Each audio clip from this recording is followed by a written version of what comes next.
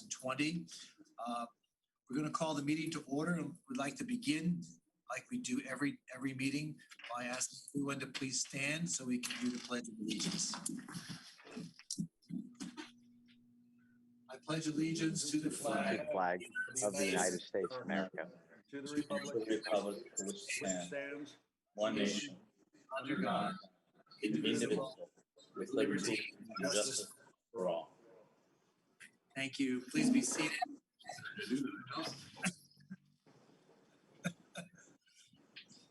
The City of Fort Lauderdale will be hosting its meetings in a virtual format until further notice.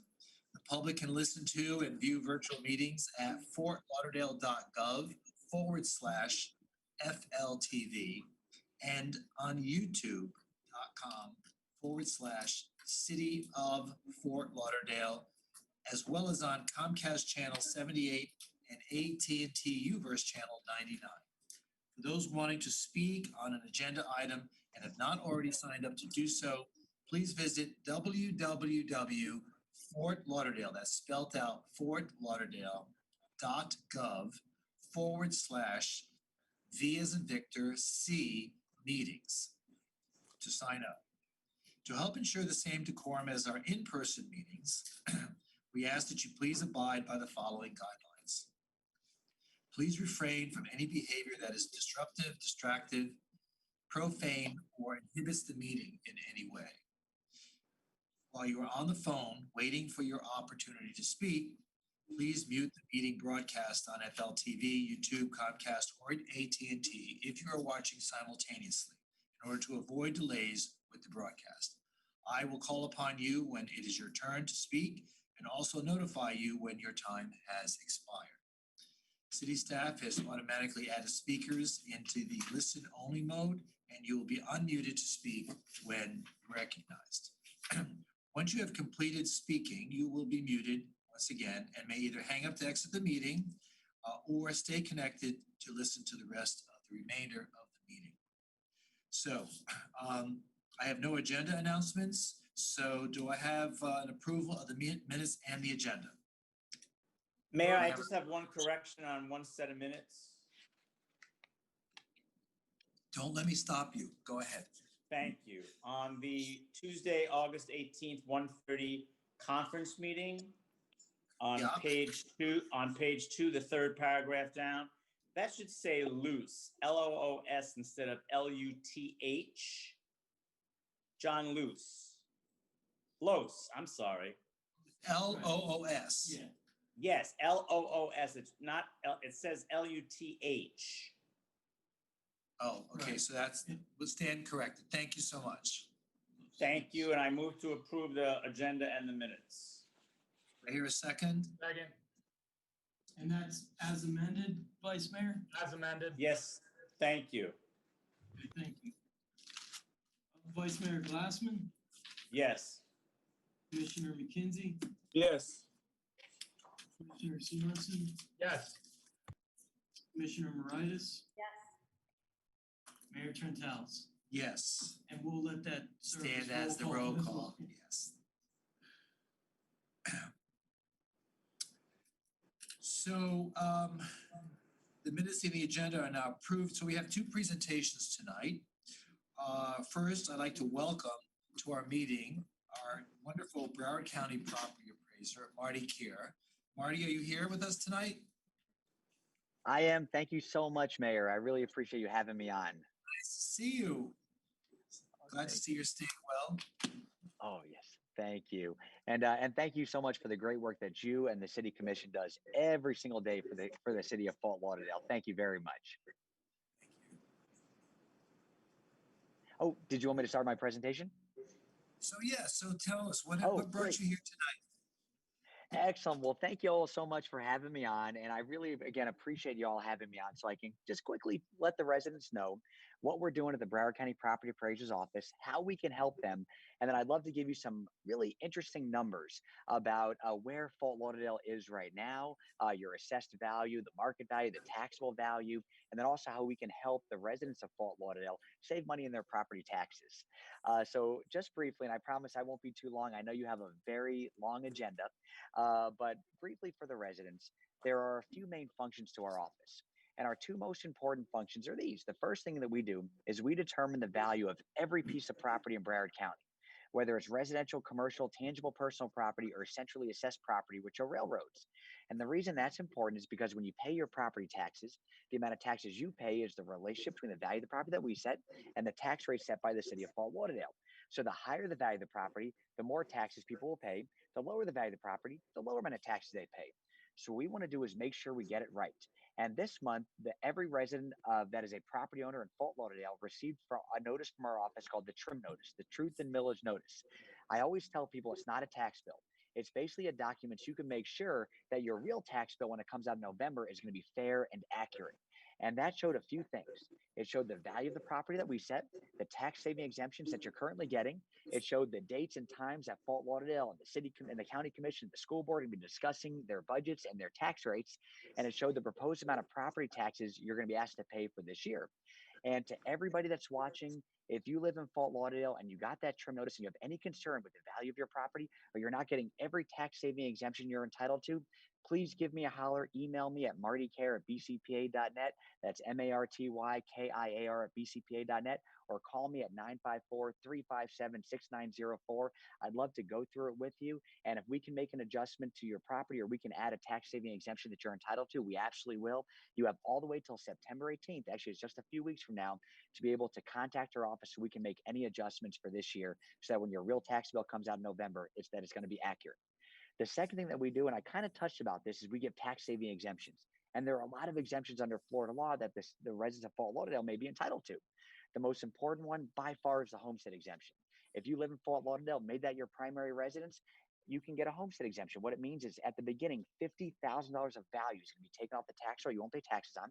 Can save you $700, $800, maybe $1,000 a year, depending on the millage rates. But most importantly, it really protects you going forward, because once you get a homestead exemption, every year thereafter, the value you're taxed on can't go up more than 3% or the consumer price index, whichever's lower.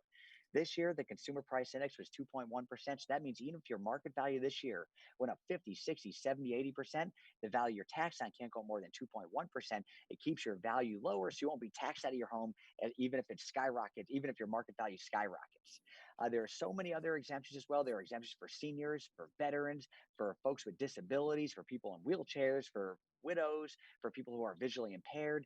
Please go on our website at bcpa.net, click on exemptions. And if there's something you're not getting, again, you have till September 18th to contact me at my office. Let me know you're not getting it. We'll apply it. So those exemptions will be reflected in your November tax bill. With that said, may I give you a quick synopsis of where Fort Lauderdale is right now, Mayor Trantelis? Yes, please do. Oh, thank you so much. So Fort Lauderdale is actually doing very well. As you know, Fort Lauderdale is our largest city out of our 31 cities, and it's without a doubt one of our biggest economic engines. And it really is a wonderful place. You know, I've never met somebody that lives in Fort Lauderdale that dislikes living in Fort Lauderdale. It is a great place. And to give you an idea of where Fort Lauderdale is, my pleasure. To give you an idea where Fort Lauderdale is right now. So last year in 2019, if you took all the property in Fort Lauderdale, the commercial and residential property, and sold it on the open market, you would have got right about $51.6 billion. This year, for 2020, there's actually been a 4.17% increase to $53.8 billion. The taxable value, though, is also a value that's increased. And that's the value that you're going to be using now when you decide what millage rate is appropriate for the city of Fort Lauderdale so you can determine how much money you want to bring in. And in 2019, the taxable value was right about $38.8 billion. This year, there's been a 6.32% increase to about $41.2 billion.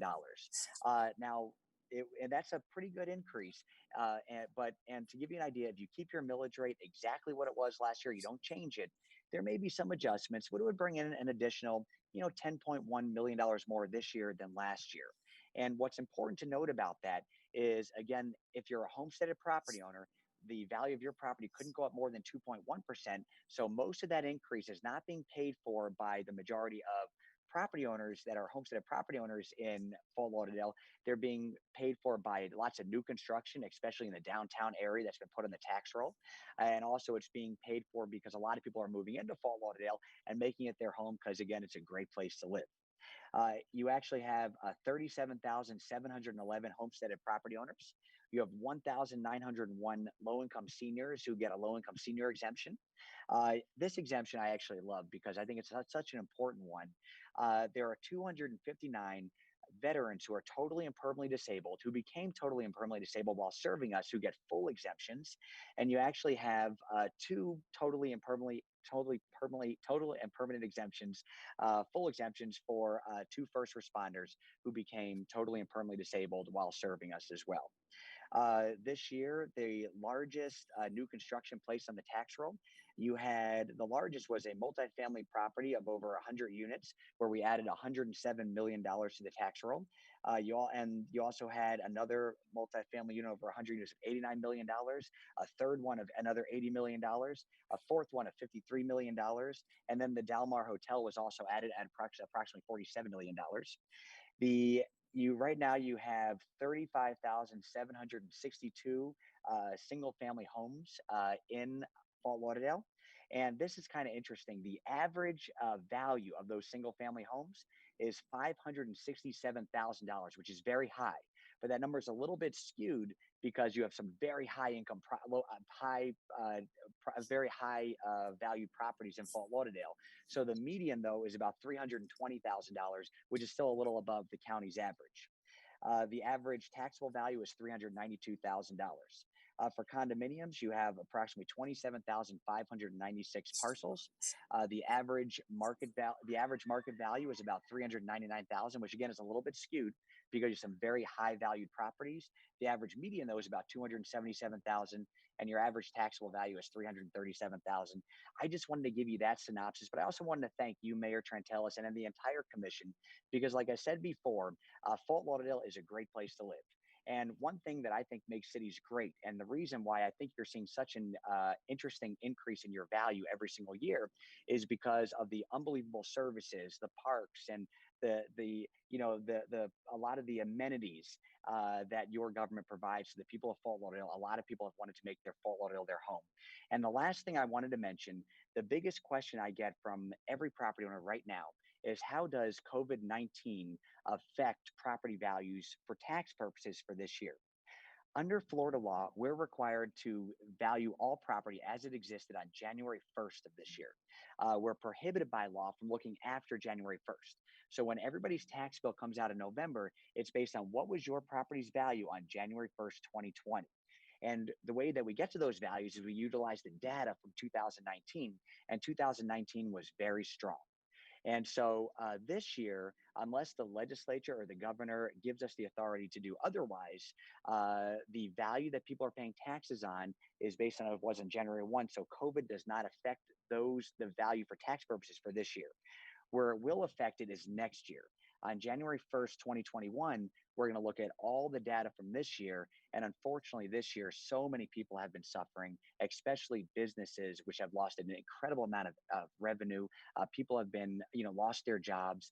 And so I anticipate that, especially in the commercial sector next year, there's a possibility that all local governments may see a loss in revenue because I believe values will probably go down. But with that said, I just want to thank you so much, Mayor, and the City Commission for having me on. Is there anything that I can answer of you? I know I spoke pretty quick. I've had 5 cups of coffee, 2 Red Bulls, and a Diet Coke, and I'm wired, but was excited to come on today. Well, first of all, thank you again, Marty, for taking the time this evening away from your family to come and speak to us tonight in our community. I just want to point out a couple of things you mentioned. First of all, you had mentioned that people's tax bill may have increased this year, but of course, the millage rate has remained stable in the city of Fort Lauderdale. We did not raise the millage rate, so that remained at 4.1193. So if your tax bill did go up as far as your property tax is concerned, it's because the value of your property went up. Yes. As you're indicating tonight, it could not have gone, if it's your homestead property, it could not have gone up more than 2.1%. 1%, 2.2%? Yes, 2.1. 2.1. And so if there's any clarification needed on that, I just wanted to explain to the listening public how that works. Secondly, homestead can only be gotten on your primary residence. And there's certain rules with regard to what primary residence means. And I would recommend that if there's any question as to what that means and how many months you have to live there during the course of the year, I suggest they contact your office so that people can be assured that they are properly registering for homestead, because the consequences of registering for homestead and you're not being qualified could be damaging to you. So I always encourage people to find out the specifics. If you only live in that place, whether it be a condo or a house, 1 or 2 months out of the year, you really don't qualify. So it's examples like that, that if you have any doubt as to whether or not you live in a primary residence, I suggest you contact Marty's office, and they're more than happy to explain to you the rules with regard to homestead. Does anybody from the commission have any questions of Mr. Kier? Thank you, Marty. Yes, Ben. Okay. Thank you. Thank you. Thank you very much. We appreciate it, Marty. Thank you. Excellent. Well, thank you very much again, Mayor and the Commission, for having me on, and thank you so much as well, Mayor, for explaining what you did. And just to follow up on that, if any resident has any question whatsoever with regard to their exemptions, homestead, whatever it is, again, our contact information, my email is martykiar@bcpa.net, martykiar@bcpa.net, or call me at 954-357-6904. Thank you all so much again for having me on, and also for the excellent work that you all do for the Fort Lauderdale community. Thank you. Take care. Bye. Bye-bye.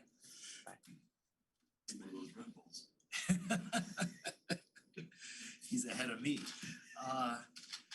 Now I'd like to introduce Commissioner Moritas, who needs no introduction, who's going to read a proclamation regarding women's suffrage. Commissioner Moritas. Thank you, Mayor, for issuing this proclamation. So, presented in honor of the 100th anniversary of the 19th Amendment. Whereas the organized fight for women's equality began in 1848 when suffragists demanded the right to vote during the first Women's Right Convention in Seneca Falls, New York. For the next 72 years, women lobbied, marched, picketed, and protested for the right to cast a ballot. Whereas the U.S. House of Representatives approved the Susan B. Anthony Amendment, which guaranteed women the right to vote on May 21st, 1919. The U.S. Senate followed 2 weeks later, and on August 18th, 1920, Tennessee became the last state needed to ratify the 19th Amendment. U.S. Secretary of State Bainbridge Colby certified the ratification on August 26, 1920, forever protecting American women's right to vote. Whereas the right to vote is the cornerstone of our democracy and one of the fundamental rights upon which all of our civil liberties rest. Whereas today, seeing women active in local, state, and national government and running for office in unprecedented numbers reminds us that we stand on the shoulders of these courageous and resolute American suffragists. And whereas, as part of the commemoration of this milestone, the City of Fort Lauderdale proudly participated in the National Forward into Light campaign, sponsored by the Women's Suffrage Centennial Commission, by lighting up the Las Olas parking garage in purple and gold, two of the colors representing the women's suffrage movement that symbolize loyalty, light, and life, and a steadfast commitment to a cause. And whereas in the century since the 19th Amendment was ratified, our country has made incredible strides toward equality. However, we recognize that gender inequality, injustice, and disparity continue to exist. Whereas the City of Fort Lauderdale reaffirms its commitment to protect and support the fundamental principles of equal rights and to promote, preserve, and advance initiatives and activities that foster equality for all. Whereas the City of Fort Lauderdale hereby commemorates and honors the 100th anniversary of the 19th Amendment and acknowledges the important role it played in promoting the core values of our democracy as promised by the Constitution. Whereas the City of Fort Lauderdale encourages all citizens to strive to strengthen democratic engagement, encourage voter participation, and inspire future generations to cherish and preserve the historic precedent established under the 19th Amendment. Now, therefore, we, as the City Commissioners of the City of Fort Lauderdale, Florida, do hereby proclaim September 1st, 2020 as Women's Suffrage Centennial Celebration Day. Dated and signed this day by Mayor Dean J. Francis. Thank you, Mayor. Great, thank you. Congratulations on the 19th Amendment and the women's right to vote. Don't know why it took so long for that to happen, but America is America. So before we begin our meeting, I do want to take a moment and recognize the passing of a gentleman named Phil Shaler. Phil was once the county's public defender as well as state's attorney, but he also served as the city attorney of Fort Lauderdale. He just recently passed away. So I just wanted to, if we could perhaps have a moment of silence in recognition of Phil's passing.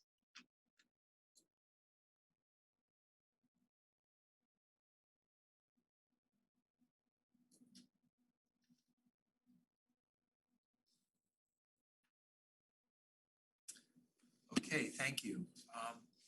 So at this point, we have, let me just explain to a few folks who are listening to our meeting for the first time. The city's agenda consists of a number of different items, and most of the items are consent items. In other words, the city commission votes on those as a group, and we usually take one vote and we approve all those items in that one vote. However, if a commissioner decides that they need further explanation or does not want to agree to that consent agenda item, it's at this time that I ask from each of the commissioners if they don't want us to pull any of the items so that we can discuss them individually, and then we'll vote on them separately. If they do pull an item and you have asked to speak on that item, then that will be the appropriate time in which you could speak. If none of the items that are being pulled by the commission are on an item that you do wish to speak on, then before we take our vote, we will allow you to speak for 3 minutes on any item on this consent agenda that you've come tonight to speak about. So I'm going to start with Commissioner Arias. Do you have any consent agenda items that you'd like to speak on? No, thank you. None? Okay. Vice Mayor? Yes, I do. Thank you, Mayor. CM2 and CR1. Okay. Commissioner McKenzie? No, I do not. Okay. And Commissioner Sorensen? Oh, thank you. Okay, so except for, so we have CM2 and CR1. Before, let's see. So, so I guess we should allow public speaking first, and then we'll go to those specific items. Yeah. All right. So a few folks have signed up to speak on CP1, and so why don't we go to those folks now? And since that item was not pulled, then now is the time for them to speak. So I'd like to first call Timothy Myers. Timothy Myers is still there. I'd like to give you 3 minutes in which to speak about CP1. Let's see what CP1's about. I don't see him on. I've been emailing with him today to clear up what this item was about, and he indicated by email he had a work conflict. So I think he and I chatted today. Okay. And I don't see his name on. Okay. Then Susie Bailey. Susie, are you there?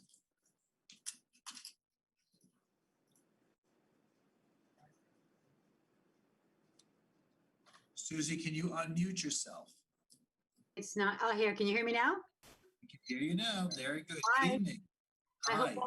I hope you all are well. Well, we have 3 minutes. Okay, well, thank you. I just had to say that. I mean, I'm from the South. Anyway, could you please show the slide that I presented? As a concerned resident and president of the Nurmi Isles HOA, I oppose this item since I question your proposed $300,000 request for more consultation fees, since they seem to include testing and monitoring of our waterways as stated in the second paragraph on CP1. Will eScience be considered for water quality testing proposal on this proposal, and tests being conducted by any of these suggested 4 consultation companies hired by the city is a little worrisome since information on water quality is extremely difficult to find and understand on our city website. And the trust and transparency of the information is lacking a bit. After the over Go ahead. yeah, I'm sorry. After the over 220 million gallons of toxic waste was, dumped in the waterways, we've been, as you hear me always, requesting weekly water quality testing with some kind of app that's easy to use, easy to find results. And after I've been asking for this at so many pre-agenda meetings, Vice Mayor Glassman and Brian Donaldson asked me to look into how much this testing would cost. So as you know, I voluntarily researched all this information, and I found that most municipalities, as you can see on this picture throughout the state of Florida, are working with either a Water Atlas program, the Surfrider Foundation, or a Waterkeeper program. Miami Waterkeepers they work with the Department of Healthy Beaches. They have that easy to use, easy to find swim guide app. And so I thought they might be a good fit with our city. So you guys received the $100,000 proposal from their executive director, Dr. Rachel Silverstein, for weekly testing of 10 sites throughout all of Fort Lauderdale's waterways yearly. Their team is presently, well, I just lost this, guys. Sorry, but somebody just hit something on here. Can I get back to somebody took over my screen. Sorry. Okay, here we go. So anyway, weekly testing by this respected team. Anyway, they've been testing in the fish kill in Key Biscayne, and it's interesting because they posted recommended policy action in 16 days. So I thought that was interesting, and I thought you guys might want to take a look at their website. We can't wait another year for the city to propose to search for another company to do. I appreciate that you're going to do outside testing or suggesting it. I just wanted to clarify that it's not in this, that it isn't going to be one of these consultant companies. And we also, are afraid to wait for outside testing, the whole bidding process and how long that's going to take. So I just wanted clarification on that. Okay, so I think there may be some misunderstanding as to what this item is about. So Okay. Let's let the city manager take a moment and explain to the public exactly what this is intending to do. Okay. Thank you, Mayor. Yes, the water testing on a more frequent basis and this agenda item tonight have nothing to do with each other. The agenda item that is before the commission tonight is the award of continuing contracts to on-call consulting firms that have been competitively bid to the extent that we need them for unforeseen events that occur now and into the future. That if we have an event, we don't have to go through the solicitation process at that point. We can just award a task order and move forward with the work. So it's a fairly comprehensive scope.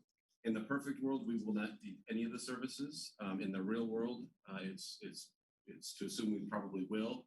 And this allows us to be more nimble when that opportunity presents itself. If the commission I'm sorry, Chris, I thought you were done. The commission approves a budget in the next fiscal year with the addition of $100,000.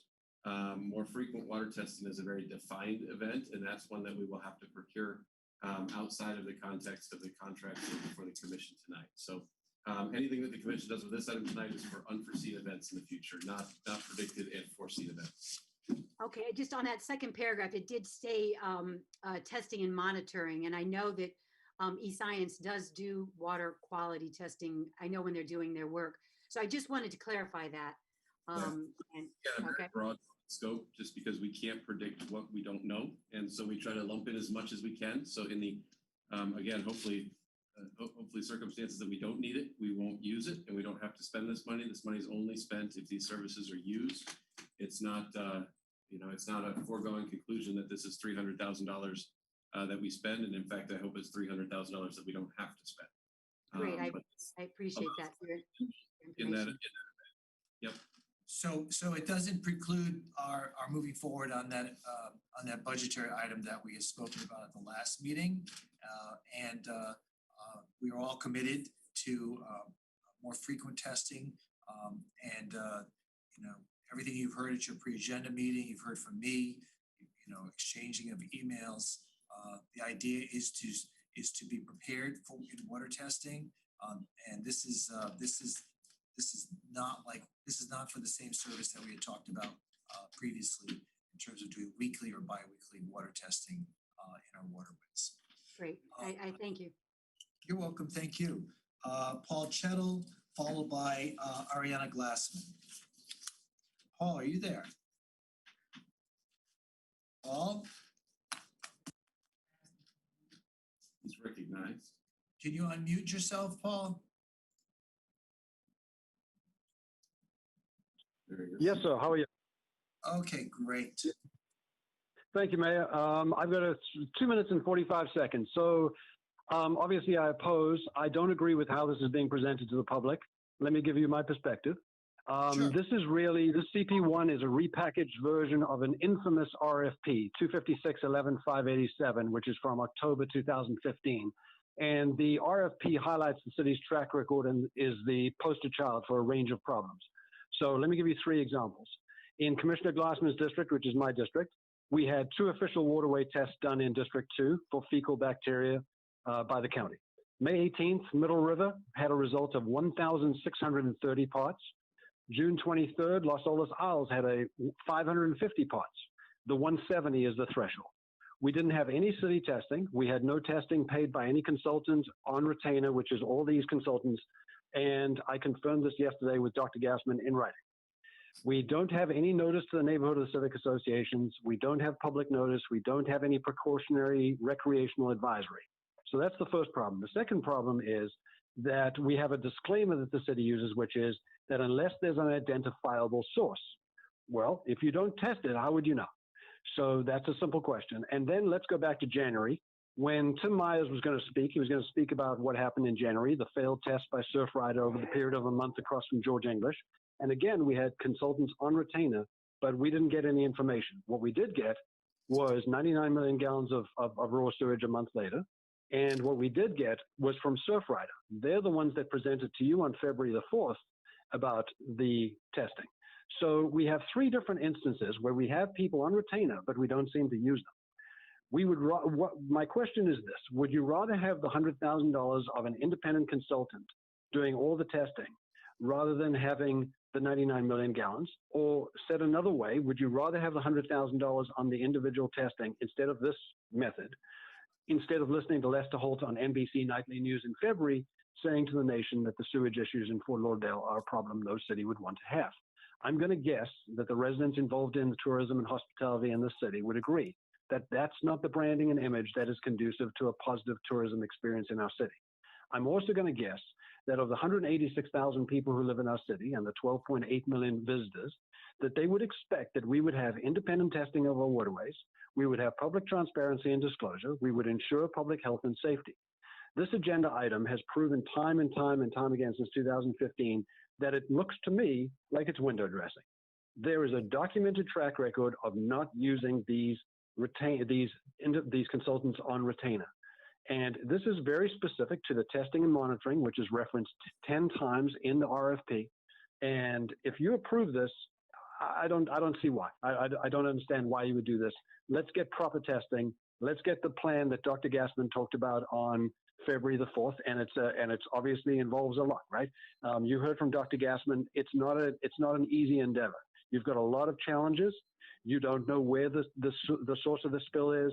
You've got to have funding. You've got to have staff. You've got to have a whole range of things that are going to put in place in order to do this. But we need to have this done. And why would we go and pay to have people on retainer when we don't use them? Thank you very much. Thank you. Just for the public's understanding of what Mr. Shell is talking about, I think there needs to be some perspective. I'm not sure why the previous administration would engage consultants and have them on retainer and not use them.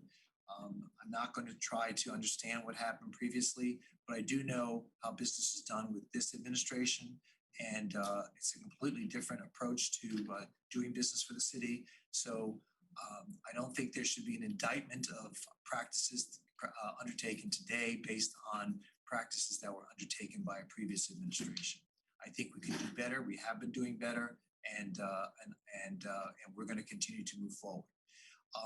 all this other stuff about we're not doing this and we're not doing that, it's total fabrication. And we have moved forward aggressively in trying to stem the impact of the sewage breakage, which for years we've been wanting to make sure that we could try to avoid by preventing the divergence of funds away from water and sewer and there to just balance the budget. So again, I think it's unfair. It's not fair for you to characterize the work that we're doing here as a commission to try to assure the safety and welfare of those that live here and those that choose to visit here, that we have a wonderful place to visit. It's a very safe place to live. And I think that all the efforts, you just have to go through the neighborhoods to see the aggressive construction that we are undertaking in rapid fashion in order to ensure that we are making up for a lot of lost time that this city failed to do in years past in trying to ensure that we have a proper infrastructure above ground as well as below ground. And this particular agenda item is to do exactly what you're claiming that we're not doing. The whole idea of this is to make sure that we have available immediately, without having to go through a procurement process, because we're now agreeing to allow these companies to be on standby in case, for God forbid, there's another reason to need to test the waters in an immediate and emergency fashion, that they'll be on call to be there at our disposal. I think that not only is this good practice, but it's good common sense. And I think that I applaud our city management for suggesting this tonight, because it's intended to protect the people of our community. Thank you. The next speaker is on CP3, Ariana Glassman. Ariana, are you there? Ari, are you there? Mayor? Are you Ari? Mayor? Oh, I'm sorry. Oh, Vice No. Mayor, yes. Same last name, but no relation. She actually reached me. She's having trouble with her audio and signing in, but she said she only was going to be available if anyone had any questions about CP3, and she says thank you. Okay, so why don't we go to your items, CM2. CM2, thank you, Mayor. I pulled it because I really want to hear Chris just talk about this a little. You know, after folks complaining about the lights on thoroughfares throughout my district and the city, I also get a lot of complaints about folks that have to call 911. So I have concerns about this. And even last night at my pre-agenda meeting, people said, is this agenda item going to fix all the problems with 911? So I would just love Chris to talk about this briefly and explain what this is about and what his feelings are, and sort of how we are between a rock and a hard place when it comes to the 911 system. Thanks, Chris. Sure, I'd be happy to. So as you know, Vice Mayor and Commissioners, the 911 system is provided by Broward County. And we studied at one point the opportunity to take it over ourselves and recognized that that was going to cost about $10 million a year. And ultimately the decision was made to stay with Broward County. Broward County engaged in a consulting study to deal with their 911 center and costs associated with it, and how those costs could be contained, how service levels could increase. And they brought in a company that delivered a report that was known as the Fitch Report. And what the Fitch Report tried to do is to go out and look at, I'm going to be high level in my summary here, look at radio traffic and how busy it was, how many different call takers were needed, how many different dispatchers were needed, what was the right talk paths to put in the radio system so that cities not as large as ours could be partnered up with other cities so that you could make two cities share one frequency. So long story short, they did this whole operational study. They came back with some examples of how they believed that the county could optimize the 911 system with different staffing models, different staffing structure, and different radio frequency mapping. The county wants to move forward with the recommendations of the Fitch Report. That requires a modification to the ILA between us and the county. And the ramifications, although we're not necessarily in agreement and have offered our comments or objections along the way. We've been in many different working groups. At the end of the day, we're presented with this ILA that if we do not agree to it, then we essentially are giving up the ability to use the county's 911 system, we would have to establish our own. I think the risks in that are just too great, and we'll continue to work with Broward County as they implement the recommendations of the Fitch report. I can tell you that we are not alone in our concern as a municipality compared with the other municipalities in Broward County. But at this point, we offered some of those comments in the commission agenda memo that was published, suggesting that we do have some concerns with where this is going. But the best we can do at this point is remain in an oversight mode and work with the county so that we can continue to utilize their 911 services. Even if we wanted to stand our own up, that's a study and an implementation that would take a couple of years to get done. So even if that discussion entered the room, that still doesn't move my recommendation and our recommendation that we go ahead and adopt this ILA so that we can continue to have 911 services through Broward County. Both of the chiefs are on the call. If you have any specific operational questions, they're probably more in line to answer those. And that was my very high level update. I hope it helps. No, and I appreciate that. Do you see any possibility that we might get improvement in this system? Are people working to improve the system? Are there benchmarks? Is there a strategic plan for improvement? How's that working out? There are, but there's multiple different organizations that operate the 911 system. We often just refer to BSO, but I think there's really BSO, and there's a group that goes by the acronym ORCAT, one deals with the calls for service and the dispatch call taking, and one deals with the interaction with our units in the field.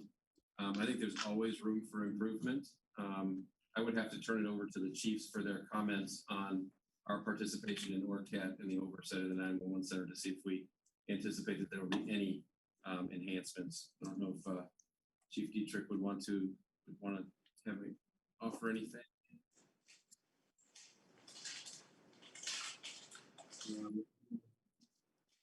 See if she's coming on there. Okay. Hey, Chief, Yeah. anything to say about my comments? Not really. You did a pretty good job covering it. We definitely have our issues with the county system, as does everybody else. And we have a complaint system in process or in progress with each thing that occurs. But, it's to bring back our own 911 system, the cost would be so astronomical that it's really right now, it's just trying to work with the county and get them to understand our needs. There's nothing that we argue about that every other city doesn't argue about. And I don't know if Fire Chief has anything she wants to add to that.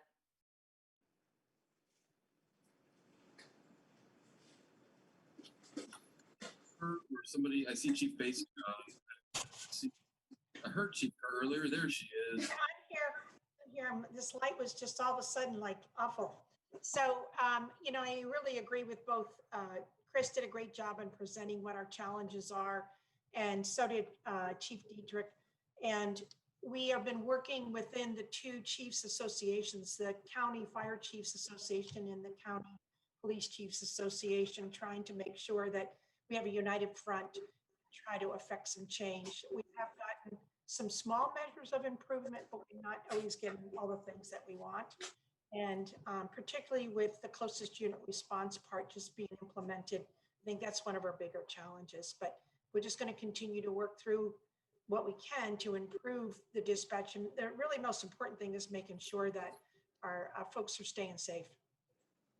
Exactly. And that's why I just hope that everyone continues to keep the pressure on. This is so vital for the safety of our residents. And I just thank you for keeping the pressure on. Thank you for keeping everyone's feet to the fire. And, thank you for the information tonight. And with that, Mayor, I'd like to move the item. It has been moved. Is there a second? Is there a second? Second. Great, thank you. Please call the roll. Vice Mayor Glassman, Yes. Commissioner Kinsey, Yes. Commissioner Sorensen, Yes. Commissioner Moritas, Mayor Trentalis. Yes, and the item is approved. CR1, resolution approving the consolidated budget amendment. You can hold that also, Vice Mayor. Yes, thank you, Mayor. I just have two items in this. The first one is letter C, the Tree Canopy Trust Fund. Chris, can you just tell me, I know that they incurred that expense of over $100,000. Where were those trees actually planted in the city? I can. And how many? Are you kidding me? You want to know where every tree was planted? Well, just generally, Mayor. Mayor, this is my time. I'm talking to the city manager. I understand that, but I Thank mean, I don't think that question is a fair question. Okay, so let me repeat it. You Any wanna- idea where these trees were planted and how many trees? Thank you, Chris. Yeah, so in Holiday Park, we planted one. In Coonahachie Park, we planted 11. I'm sorry, 15. Northwest Okay. 13th, West 13th, there's 8 live oaks. And so you have a list in your inbox. I can go through it. It amounts to a total of 1,013 trees. Excellent. 25 different locations. So that's itemized for you, and you've got it. But I'll stop there and let you line by line. No, I think that's really good, and I think it's good for the public to know. And how much money is left right now in that fund? Just short of $1 million. Excellent. I appreciate the information. See, Mayor, that wasn't too long. Thank you very much. He only identified 24 trees. He still needs to identify another 1,000. No. How many trees did you say? Yeah, I can send this attachment out and everybody can have the whole list. 1,000, so far we put in 1,013 trees. Excellent. And cost of about $111,000. All right, that's good news for people. Maybe we can just, send a little blurb out from the PIO office, and that'll be great. I think people would love to know that we've planted over 1,000 trees, and I think that's great. Yes, thank you. I think that's really important. Thank you for the indulgence, Mayor. Next letter. Letter D. Letter D. I just have to say, I know this came before us once before about renovating the 8th floor City Commission office for about $100,000. I don't think this is the right time. These are difficult times. I don't even know how many people are at City Hall. I don't know why we have to do this right now. I actually looked at the site plan. It's the same site plan that we saw back in February, actually. And it's not an equitable site plan in terms of space distribution for everyone. And as I said at our February 4th conference meeting, when the mayor brought this issue up, I believe that it needs to be equitable. It needs to be fair. It needs to be accessible to the public. There isn't even a reception area when you get off the elevator. I just don't think it's a good site plan. I don't understand the need to spend that $100,000 right now to redo the 8th floor offices. So I'm not in favor of this item. I just wanted to mention that that's why I pulled the entire, I guess we can't separate these letters, right, Chris? Are we actually able to take out any of the individual letters, or is it just one general agenda item, CR1? We can separate it out, but let me just say this, Vice Mayor. I was in agreement with you when this item was first brought up. I did not think that we needed to be spending this money. But we are under different conditions right now. And COVID-19 has really forced us to operate differently than we did 6 months ago.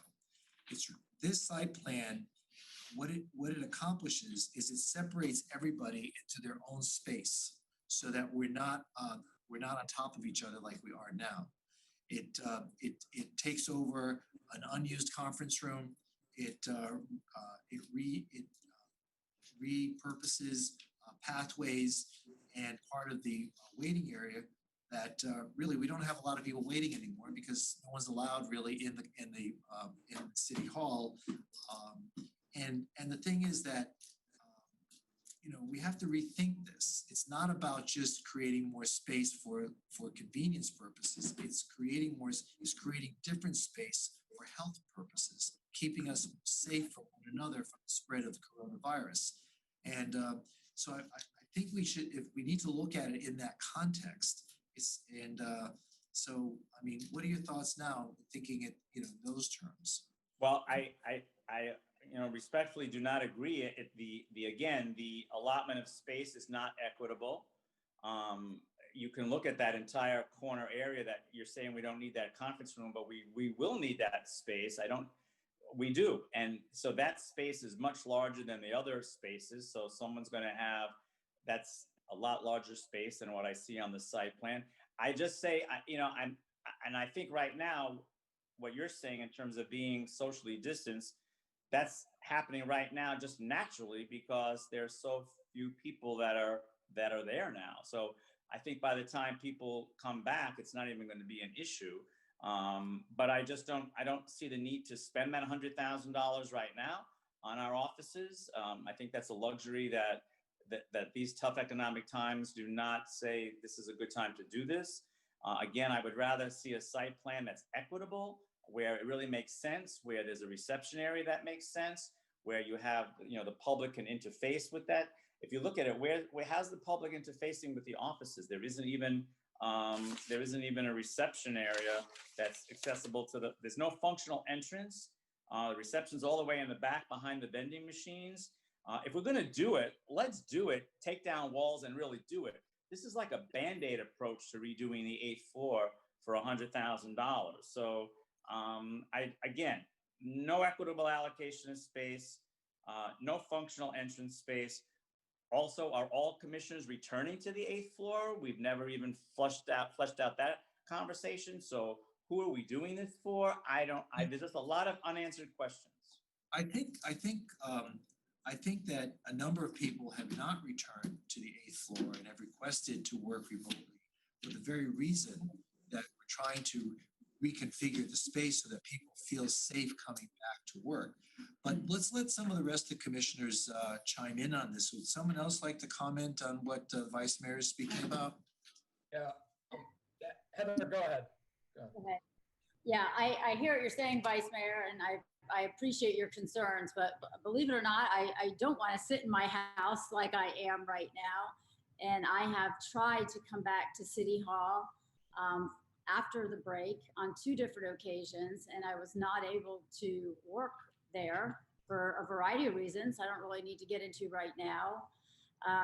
But I need to get back to City Hall. I mean, I need to get a space. I need to get a space, for all of my staff. Wait, I'm going to show you this. See if you can hear this video. This is what's interesting. This is my life. Can you see my 2 dogs barking at each other? This is what normally happens anytime I go on Zoom, or my kids who are still somewhat around, and my husband, and it's difficult. I mean, I have like 1 room here. I don't have the luxury that maybe some other people have of not having a lot of people. And like I said, I desperately need to get back to City Hall, and I desperately need a space for everybody.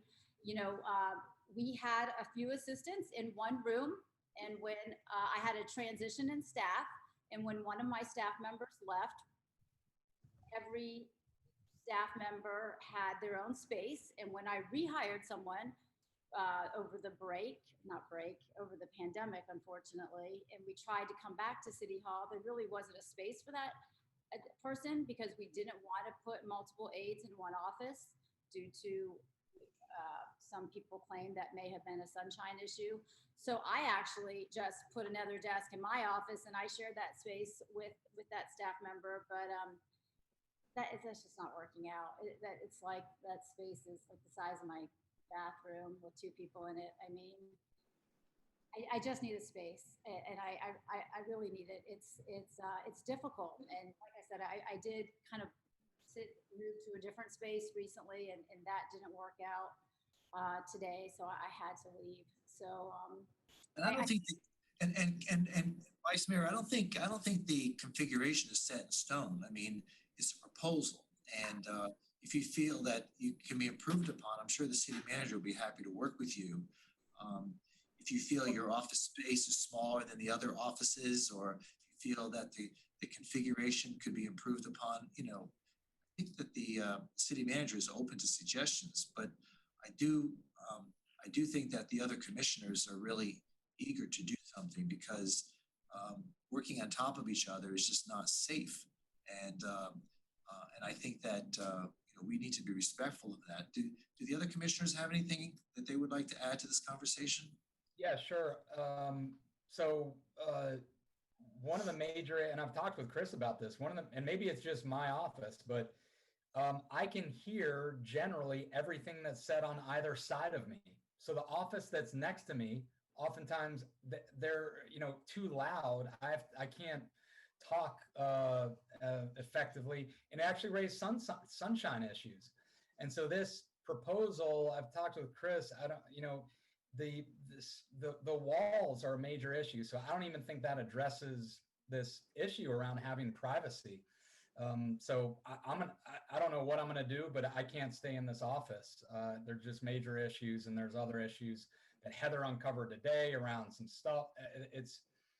There's some major problems, and I don't know if this is fixing it. So it's Well, not does this there. plan act, and I hear what you're saying, but I didn't see anything in this plan that talks about soundproofing or redoing the walls, or that's why I'm thinking we need a better functional plan. But also, let me ask, are we going to be, is Commissioner McKenzie rejoining us on the 8th floor, or are we redoing offices for 4 people or 5 people, or how's that working? I don't know the answer to that question. Because how do you design a space if you don't know how many people are going to be utilizing it? So when I asked Parks and Rec and our designers here to look at the space, I gave them a couple of parameters, and these parameters could certainly change. But the parameters were to design the space as efficiently as we could for 5 elected officials that each had 2 assistants to meet all of the ADA requirements for hallway width and building code, to utilize as many existing walls as possible to limit the cost of demolition just to reconstruct. And that was the parameter that I thought was the direction originally, which was we'd like to make some changes in here, but we also know we're talking about a new facility. So we'd like to also make the changes as cost effective as we can. And so that was the ground rules that were set for designing the space that you all have seen. It accomplishes 3 workspaces per commission district. It offers an area for reception. It utilizes a floor plan that eliminates or minimizes demolition and reconstruction. Any of those things are possible to amend. I mean, we can knock down walls to build new walls. We could totally gut the space and redefine it completely. We could put insulation inside the walls between offices that would help with sound deadening. I mean, there's more things to do, but I didn't offer those as baseline when I asked them to design the space. I asked them just to look at it and say, short term, need space, maximize the cost. And that was how the plan resulted in the plan that you all saw. We can do anything. We can redesign it. We can make it bigger. We can spill into the break room. This plan suggests we spill into the hallway towards the elevators. The thing that I thought I heard before when you all wanted me to do this was just don't be so elaborate that it looks like we built a brand new space just to move out of City Hall. And so if it doesn't look like it's the prime space I'd build for you in a new facility, it's not. But I thought it met the criteria we were going for at the time. If that criteria has changed, then we need to design a new space because this was designed with the parameters of maximize cost, minimize disruption. Chris, what's your expectation? Let's go the shortest possible given the joint government campus uncertainty that we will continue to be in City Hall. How many more years would you guess right now? The shortest crystal ball I have out there, which will 36 to 48 months. I'm not even looking at the mayor, and he put his hand up to say 4. So 36 to 48. Yeah, I mean, we're thinking 4 years is probably a minimum. I mean, Our next term, our whole next term. So, I think we've got to have something that's functional. I've expressed what needs. It has to be more than just the walls have to be fixed. I mean, there's massive issues. Heather uncovered mold today. I mean, there's mold there. We've got to mitigate this. Then also we've got, and I'm still not clear that right now there are 4 commissioners, the mayor and 4 commissioners on the 8th floor. Commissioner McKenzie's on the 7th floor. So That's 3. The mayor and 3 commissioners are Mayor on and the 3 8th floor. commissioners. So Commissioner McKenzie, is this something, are you going to move up to the 8th floor? Do you want to stay on the 7th floor? First of all, we're talking about renovating the commission office. If you're going to do that, you do that with all commissioners in mind. That's how we started this whole process, and that's what we need to focus on. Yep. Right. So that's a yes. So that's a yes. So you're planning to, you like this idea or want to move up to the 8th floor? Or?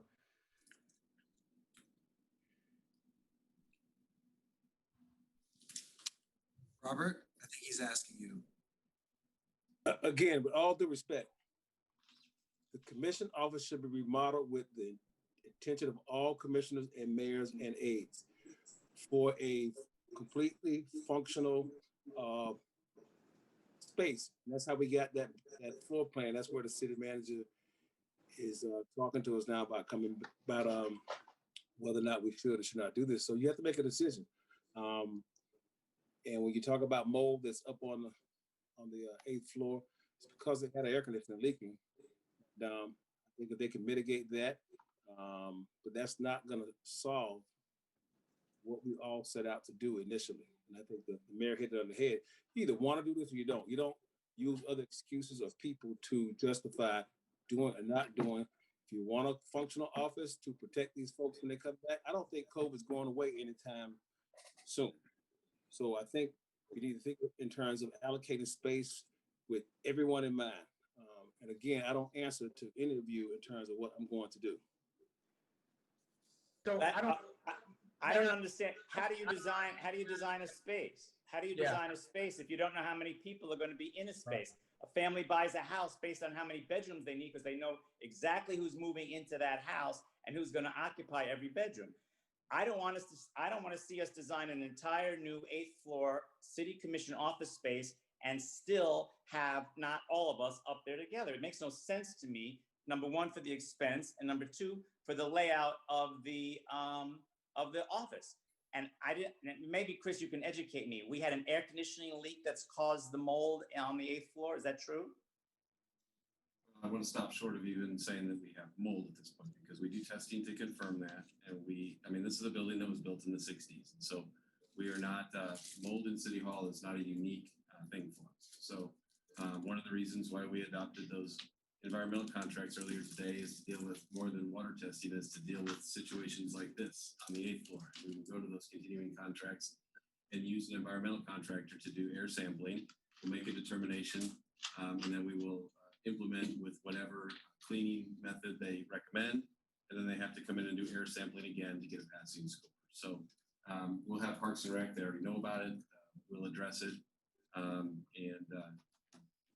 Again, I don't want to be alarmist in saying that we keep as clean a building as we can, but any building in Florida that's built in 1960s that has air conditioning with windows that still open suffers the problem of having mold from time to time. So we'll address that quickly. No, I understand. I was just wondering where that air conditioner was that broke, that led to whatever the problem is. I wasn't aware of that.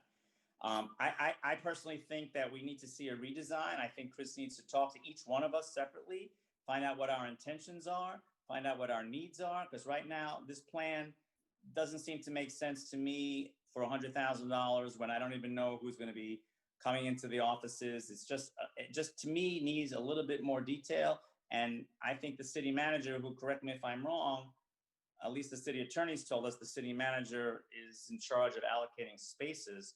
I just want everybody to have an equitable amount of space and to decide if they're going to be part of the city commission office or not. And if they're not, that's fine. But then let us then reallocate the space accordingly. If some of us are going to be on different floors or whatever, it just makes sense. I'm not passing judgment on that. I'm just saying it makes sense. How do you design a space when you don't know how many people are going to be in your space? That's all. So I think, let me see if I can figure out what we're doing here. So you're proposing to move forward on this item, less items, is it C or D? D. And your position is that that the request is premature because you feel that there needs to be a reconfiguration of the office space because you think there are inequalities, and you also don't think that this is the time to be spending money on office remodeling. And you heard the other arguments with regard to approving this allocation. So what I would suggest, if you want to just take a vote, I mean, I would ask you, Vice Mayor, to move the item, except for item D. And if you get a second, then we'll vote on it. If you don't get a second, then we'll just vote the item as is. It's a resolution, so there's no motion. So there's a So resolution. there would be a motion to excise out that particular. Okay, so the city attorney is saying we need a motion to take D out of the resolution. So, Vice Mayor, do you want to make that motion? Sure, thank you, Mayor. I would move that, the item, but remove letter D from the approval. Yes. Second. So you're seconding it? Okay. So all those in favor of removing D from the resolution, would you please call the roll? Vice Mayor Glassman, Yes. Commissioner McKenzie, Yes. Commissioner Sorensen, Yes. Commissioner Moritas, No. Mayor Trentalis. No. So the item is going to be removed. Honestly, folks, we really need to bring this back soon because it's an unsafe workspace. We need to get this. Mayor, I'm sorry. I'm moving to, I want us to move forward with what we agreed to do. So I You want to vote no on this then? right. Okay, all right. So My- you my- want I to change your apologize. vote? Okay, no problem. So it's now 3-2 to keep it in. So all right. So the motion fails then. All right. So someone like to introduce the resolution as is? Mayor, I have one question for clarification. Yes, ma'am. Just based on this, what if, like Steve said, there was a tweak to the design? Is that tweak allowed to move forward, or does it need to come back for another commission vote as an amendment? Are we I think voting? this is just an allocation of money, and the city manager will make any adjustments in consultation with the vice mayor. Okay, so, Just the vice mayor. yeah, Oh, no, anybody who feels they need to tweak the design, they're welcome to contact the city manager and us and make their suggestions. Anybody, not just the vice mayor. okay, so we're approving tonight an allocation of resources not to exceed. 97, correct. How many offices are you approving to be built? Okay, so let's back up, if I can. So what tonight is simply a budget amendment that was going to give me some indication of whether or not you wanted the space renovated. Because I can tell you without money allocated to a project, it is not a project. And so what I would take away from tonight's discussion, if in fact it stays in, is that there has been a certain dollar figure allocated to the project. That certain dollar figure probably is not sufficient to do what I'm hearing the discussion tonight want it to do. So I will be back in front of you. My guess is at some point saying, we've come up with a different design and it probably is going to cost more money because I don't see this project shrinking any. So, this will start a project in motion. But, there's different, there's different ground rules tonight that have been set than we designed the space under when we designed it before. So if there's some desire, which I'm getting the sense that there is, to look at it more holistically and not look towards existing walls that we can save, or not look towards existing offices that don't have to be touched, it builds out very, very differently. It might even be one that rather than us trying to design in-house, I issue a task order to somebody to design it. Yeah, but this is. So we're talking a year. Well, before this Chris, is done. no. We need to act quickly on this because we're dealing with a disease, and maybe certain tweaks might be accomplished with minimal impact on the original design, but we need to do something. And Once you consult with the commission and figure out how many commissioners are gonna be up there and how the walls are gonna be configured, I don't think you should stray much from the original design if you can. We certainly don't want to spend more than the amount that you've requested tonight. So whatever changes you make have to be done within the budget that you see today. Okay, all right. Mayor, Yes, sir. Understood. and I just one more thing. I alluded to this before, but if we're designing this space for 5 commissioners, and still Commissioner McKenzie doesn't join us, but he still has space up there in the new offices and plus his own offices on the 7th floor, I'm having an issue with that. I'm sorry. I'm just gonna lay that on the table. I agree with you 100%. So I think I have, between Commissioner McKenzie and city manager, they'll figure that out. And if it ends up being for 3 commissioners and a mayor, then that'll actually reduce the cost of. And that was my next point to you. It will also help you with the spacing of everyone and your concern about the social distancing. If we only have to design that, if Commissioner McKenzie is happy with his suite on the 7th floor, and we only have to design the 8th floor for 3 commissioners and a mayor and the aides, then we are much better off in terms of social distancing during COVID. And that's my point. Right, and I think that can be accomplished, and I would defer to the city manager and the Commissioner McKenzie to work that out. And that could only work in our favor. But as Commissioner Moritas said, this is just a vote to renovate the offices for an amount not to exceed 97.5. And that's the Including soundproofing for Commissioner Sorensen. That is correct. Yes. Okay. All right, so would someone like to introduce the resolution? Introduced. It's introduced. To be clear that this is introduced fully because the motion previously failed. Yeah, it's as is, correct. A resolution, the City Commission of the City of Fort Lauderdale, Florida, amending the City of Fort Lauderdale revised FY 2020 final all funds budget for the fiscal year beginning October 1, 2019 and ending September 30, 2020. As amended by appropriating and transferring funds as set forth in City Commission Agenda Memo number 20-0094, amending the City of Fort Lauderdale final FY 2020, FY 2024 community investment plan for the fiscal years beginning October 1, 2019 and ending September 30, 2024, as amended by transferring funds all set forth in City Commission Agenda Memo number 20-0094, abandoning the mobile enforcement for the citywide parking enhancement project and providing for severability and an effective date. Vice Mayor Glassman, No. Commissioner McKenzie, Yes. Commissioner Sorensen, No. Commissioner Moritas, Yes.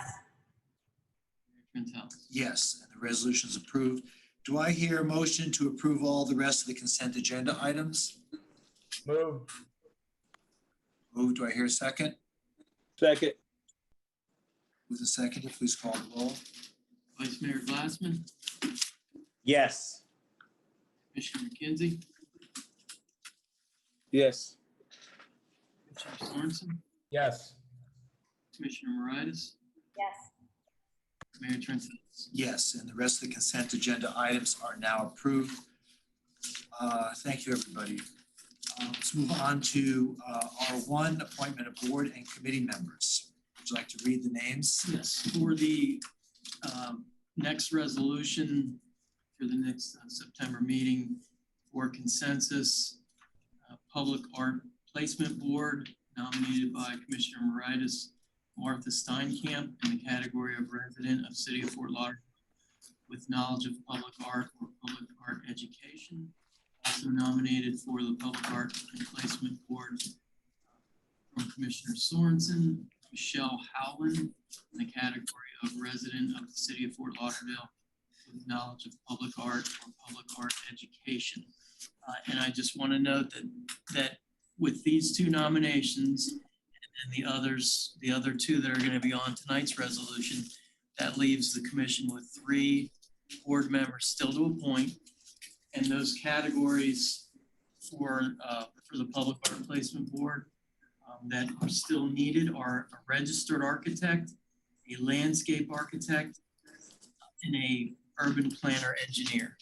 So those are the three vacancies. Did I appoint anybody to this board yet? Not yet, no. Okay.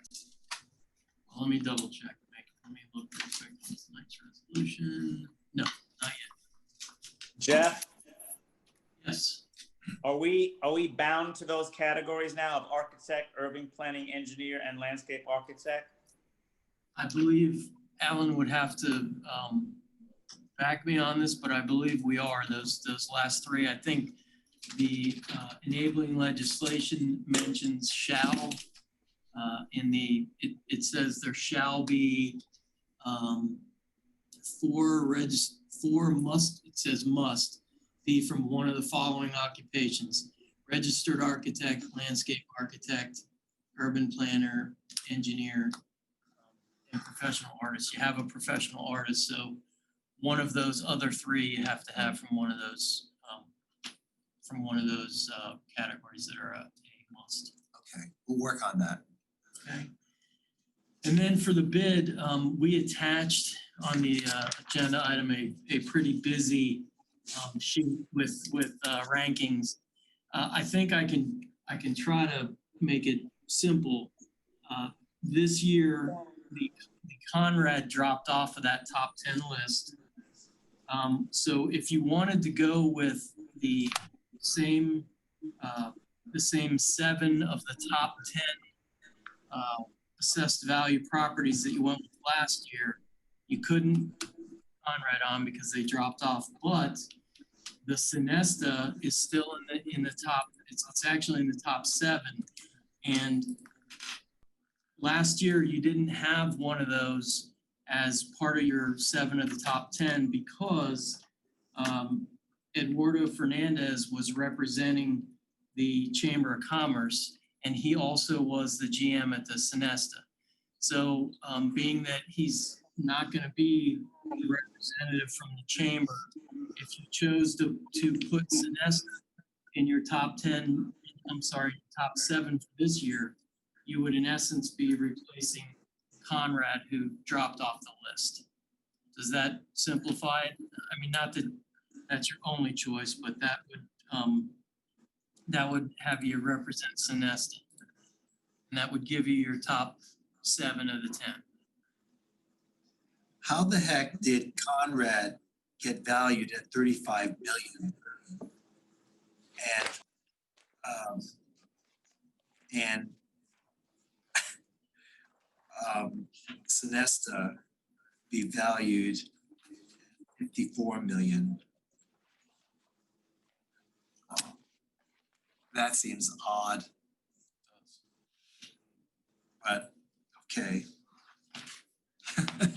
Too bad the property appraiser wasn't with us anymore. Yeah, exactly. Somebody has a good attorney who argued that one. Mm-hmm. And then, Mayor, Commissioners, on the rest of that sheet, also Jason Hughes was recommended by the Beach Redevelopment Advisory Board to be their representative, and AJ Yari was recommended by the Greater Fort Lauderdale Chamber of Commerce to be their representative. So there's those 2 appointments, and then the other 7 from the top 10 that I mentioned. Those will be on the September 15th resolution, but I just wanted to, I guess you have to decide tonight so that we can put them on because they're consensus appointments. Okay. And for tonight's resolution, Aviation Advisory Board, nominated by Mayor Trentalis, Pierre Taschereau. Cemetery System Board of Trustees, nominated by Mayor Trentalis, Pamela Beasley Pittman. Citizen Police Review Board, nominated by Commissioner McKenzie and Tanya Johnson. Community Appearance Board, nominated by Vice Mayor Glassman, Jason Silver, and also Michael Rigg, nominated by Vice Mayor Glassman. Education Advisory Board, Colleen Lockwood, nominated by Mayor Trentalis, and also Tina Jaramillo, nominated by Mayor Trentalis. Historic Preservation Board, Carney, nominated by Commissioner Moritas.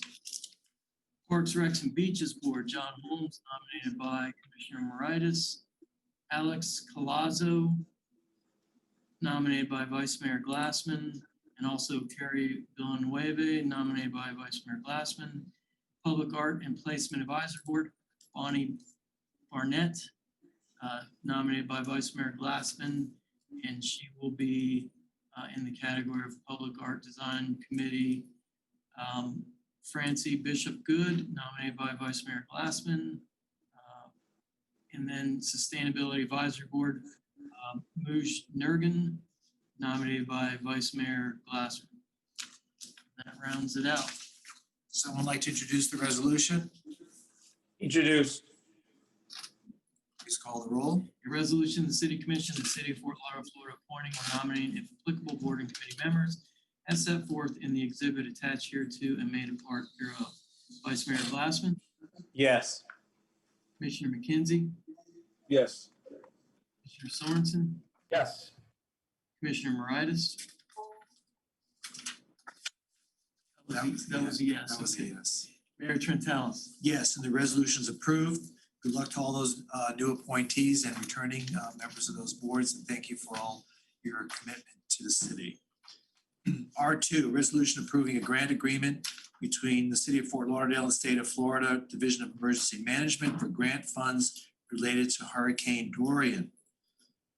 Someone like to introduce the resolution? Hello? Introduced. Thank you.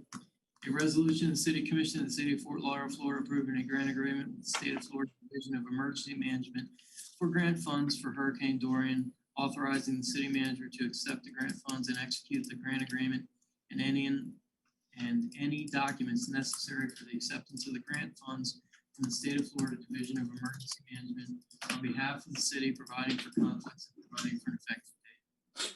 Mayor Glassman, Yes. Commissioner McKenzie, Yes. Commissioner Sorensen, Yes.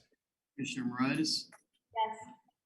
Mayor Trentalis. Yes, and the resolution is approved. R3, another resolution approving a grant agreement to the City of Fort Lauderdale, Florida and State of Florida Division of Emergency Management for grant funds related to COVID-19. Someone like to introduce that resolution? Introduce. A resolution of the City Commission of the City of Fort Lauderdale, Florida, approving a grant agreement with the State of Florida Division of Emergency Management for grant funds for COVID-19, authorizing the city manager to accept the grant funds and execute the grant agreement and any other documents necessary for the acceptance of the grant funds from the State of Florida Division of Emergency Management on behalf of the city, providing for conflicts and providing for an effective date. Vice Mayor Glassman, Yes. Commissioner McKenzie, Yes. Commissioner Sorensen, Yes. Commissioner Moritas, Yes. Mayor Trentalis. Yes, and the resolution is approved. Public hearing 1, it's a resolution approving the purchase and sale agreement for real property located at 507 Southeast 11th Court for an EMS station. This is just for the purchase of the real estate, $1,150,000 is in Commission District number 4. Ken Krasno is here just to answer any questions. Let me ask you a question, Commissioner Sorensen. I know we've been hunting for property for this EMS station, and the community is satisfied with this location?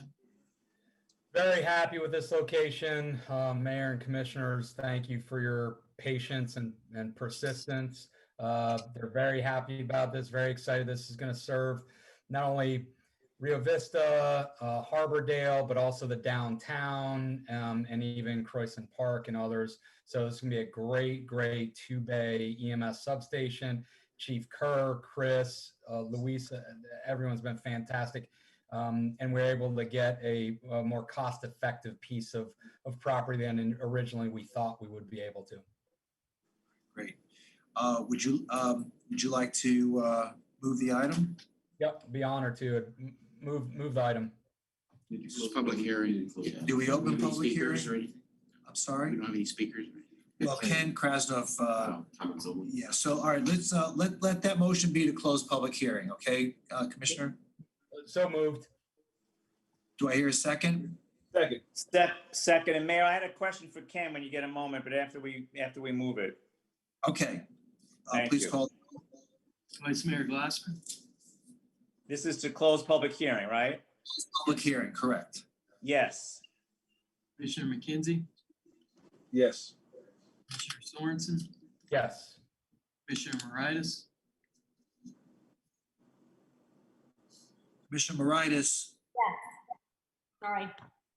thank you. Mayor Trentalis. I thought her dogs got to her. Okay, yes. I had to break out a box of tissues with that story. I was like, oh. So. Do you have a question for Ken? Yes, I do. Thank you, Mayor. Ken, you there? Hang on just one second. We're getting to him. He's recognized. Thank you. Hello. Yes, Ken, you're there. Thank Hi, you. Ken. Hi, Thank Vice Mayor. you. How are you? Good. Good, excellent. I have a question for you. So I checked out the property appraiser's website, and this site's appraised at $730,000. We did have one appraisal in our backup for $892,000, and then we had another appraisal in our backup for $1,299,000. Just help me as a real estate expert, please. Let me know why one appraisal comes in at $892,000. Why one comes in at $1,299,000 and the property appraiser says $730,000, and then we're paying $1,150,000. Can you just help me get a sense of how those numbers work and why such a discrepancy on the two appraisals that we have in front of us? I mean, generally speaking, that market is, there's different zoning characteristics there. Your values, the site that Commissioner Sorensen referenced that was up a little bit further block up on 6th and Federal was a little over, $150 a square foot. A big developer just bought that whole site now, over $200 a square foot. This site here is slightly under $100 a square foot. So generally speaking, it's in line with where the values are. Some of the appraisers have different perspectives on, future development based on zoning and likelihood of potentially increasing density and so on and so forth. So it's in line with, general zoning values for that, for that neighborhood. But generally speaking, the values are increasing south of the river, and there's a lot of activity for land in that market. So, the price is reasonable and is at market. And have you used Vance Real Estate Service before for appraisals or the Ernest Jones Company? We don't order the appraisals. Staff orders the appraisal. So I don't know that there's a city list of approved appraisers. I'm assuming that, Okay. they're one of multiple that the city uses. Okay, I just wanted to bring it up only because to me, there's a big difference between $892,000 and $1,200,000 on an appraisal in the same spot. So I just was wondering, how these appraisals come to be and why such a discrepancy. But, I hear what you're saying. I just would love to see staff look at these things a little bit more specifically. And maybe when we have such a discrepancy, help us understand why we have such a discrepancy. Thanks. Okay. I'm okay. Thank you, Mayor. Okay, what were those numbers again? 892. 892 and 1,200,000 were the two appraisals. And then 1,200,000. And we're paying 1,150,000. It's 9.9% over average. So what's the average of those two appraisals? 9.9%. The average of The average is 1,046,000. All right, so we're close to the average then. No, you're exceeding the average by 9.9%, almost 10%. Well, I wish Marty were here. How he got to his 700,000 number, if according to Ken, the per square foot amount that we're paying is far less than what adjacent sales have been. So I'm not sure how he arrived at his number. But I've discussed this with Ken, and I'm comfortable with the price, and I think it's something that we should get because we really need this EMS station. And Right. I think it's good. I think it's a decent value based on development activity that's taking place in and around the area. So I think the city is getting actually a good deal.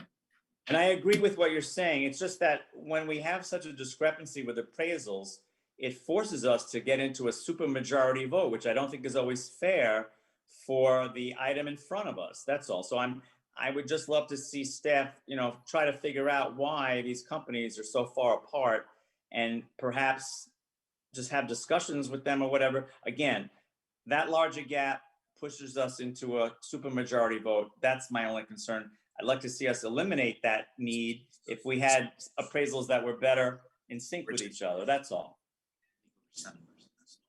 Okay. No, actually, yeah. So you need a simple majority. Okay. Any other questions regarding this item? Okay. Let's take a roll call. Can someone introduce? Someone please introduce the item. Okay. A resolution, the City Commission and City of Fort Lauderdale, Florida, approving the acquisition of real property located at 507 Southeast 11th Court, Fort Lauderdale, Florida 33316, for the development of an emergency medical services EMS station. Vice Mayor Glassman, Yes. Commissioner McKenzie, Yes. Commissioner Sorensen, Yes. Commissioner Moritas, Yes. Mayor Trentalis. Yes, and the item is approved. PH2, public hearing, quasi judicial ordinance approving a rezoning from residential multifamily mid-rise RMM 25 district to parking lot district allocation with 0.25 acres of commercial flexibility acreage to construct a surface parking lot located at 1016 Southeast 2nd Court. Anyone wishing to speak must be sworn in. Commission will announce any site visits, communications, or expert opinions received and make them a part of the record. Does anyone have any disclosures here? Yes. Yes. Well, Commissioner Moritas, January 14th, Robert Lockery. June 30th, Robert Lockery, Charlie Ladd, and Steve Hudson. Commissioner Vice Mayor. Yes, thank you, Mayor. January 9th, Robert Lockery and several investment reps from ELO Investment. And also July 2nd, 2020, Robert Lockery, and again, ELO Investment representatives. Commissioner McKenzie. Yes, I have Robert Lockery, Charlie Ladd 3 times. Okay, Commissioner Sorensen. Robert Lockery, June 29th, January 13th, and July 27th. And I also had meetings with Mr. Lockery and his client, Mr. Lockery has signed up to speak, but I assume it's only for questions. So if there are no questions, someone want to close public hearing? Moved. Second. Seconded. Please call the roll. Vice Mayor Glassman, Yes. Commissioner McKenzie, Yes. Sorensen, Yes. Commissioner Moritas, Yes. Mayor Trentalis. Yes, public hearing is now closed. Someone like to introduce PH2? Introduced. It's been introduced. Ordinance amending section 47-1, 6.b of the City of Fort Lauderdale, Florida Unified Land Development Regulations through the revision of the official zoning map of the City of Fort Lauderdale and Schedule A revised compilation attached thereto, and by reference made a part thereof, so as to rezone from RMM 25 residential multifamily mid-rise medium high density to X-P parking lot through the allocation of commercial flexibility lot 7 and 8, block 21, Coley Hammock, according to plat thereof recorded in lot 1, page 17 of the public records of Broward County, Florida, located west of Southeast 12th Avenue, north of East Los Olas Boulevard, east of Southeast 10th Terrace, and south of Southeast 2nd Court, all said lands being in the city of Fort Lauderdale, Broward County, Florida. Vice Mayor Glassman. Vice Mayor Glassman, Sorry, I had to unmute myself. Yes. Commissioner McKenzie, Yes. Commissioner Sorensen, Yes. Commissioner Moritas, Yes. Mayor Trentalis. yes, and it looks like it's going to be a nice little parking lot, so I appreciate all the investment they're making in that area. PH3, public hearing, it's an ordinance providing for the annexation into the corporate limits of the City of Fort Lauderdale, property located 2701 West State Road 84. Property owner is Raleigh Marine Services Company. We're expanding our empire, are we? I am very small. There is one person who has signed up to speak, but only for questions. That was Katie Edwards Walpole. If anyone has no questions, move to close. Move to close public hearing. Thank you. Do I hear a second? Second. Please call the roll. Vice Mayor Glassman, Yes. Commissioner McKenzie, Yes. Commissioner Sorensen, Yes. Commissioner Moritas, Yes. Mayor Trentalis. Yes, public hearing is now closed. Would someone like to introduce the item? It's been introduced. An ordinance of the City of Fort Lauderdale, Florida, providing for the annexation to the corporate limits of the City of Fort Lauderdale, a parcel of approximately 0.387 acres of real property lying in a portion of tracks 1 and 4, plat of a part of Gov Lot Number 1, according to the plat thereof, as recorded at plat book 14, page 21 of the public records of Broward County, Florida, bearing property ID number 504-2200-10011, generally located north of South State Road 84, west of Southwest 25th Terrace, and south of South Fork New River, and providing for the redefining of the boundary lines of the City of Fort Lauderdale to incorporate the same, providing for implementation and filing with appropriate governmental agencies, providing for conflict, severability, inclusion in the city charter of the City of Fort Lauderdale, and an effective date. Vice Mayor Glassman, Yes. Commissioner McKenzie, Yes. Commissioner Sorensen, Yes. Commissioner Moritas, Yes. Mayor Trentalis. Yes, and the item is approved. Now we're moving on to OFR 1. This is a first reading of an ordinance amending ordinance number C-08-24 as amended by ordinance number C-10-21 and ordinance C-18-09, creating the Affordable Housing Advisory Committee, the AHAC, in accordance with the State Housing Initiatives Partnership Program, SHIP, pursuant to section 420-9076 of the Florida statutes. If that wasn't written by a lawyer, I don't know what was. This is an ordinance on first reading. We have one person who has offered to speak with questions only. This is Mr. Lockery.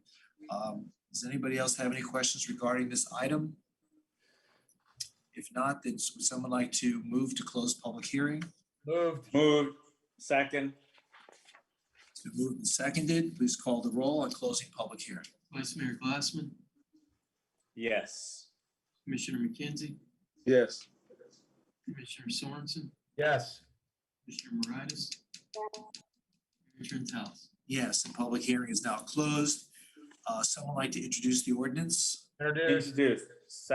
Okay. Second. Introduced. Thank you. Can I make a comment? Yes, Mayor, sir. Just before you go further. So this, as you know, Commission, is an amendment that would require a new category of members on the Affordable Housing Committee Advisory Committee to include one elected official. So we don't have to talk about that tonight, but should this pass on second reading at the next meeting, I will need you all to be thinking about who would want to serve in that capacity. Thank you. Is that, Chris, is that a secret ballot? I'm just waiting to see how many people jump at the opportunity, and then we'll go from there. Okay, thank you. And we'll put that on your, we'll talk about that in the board Conference. appointments. Oh, board appointments, okay. So we can bring it up at that. You can have that. Okay. Does that sound We okay? may want to bring it up at a conference, as a conference item. Bring it up. At the 15th. I think so. Discuss it and figure out who's Right. a good person to serve in that capacity. The state law is not going to change, so we really have no choice. Sorry, Jeff, I think you left your, Yes, I still gotta read it. took your mojo away.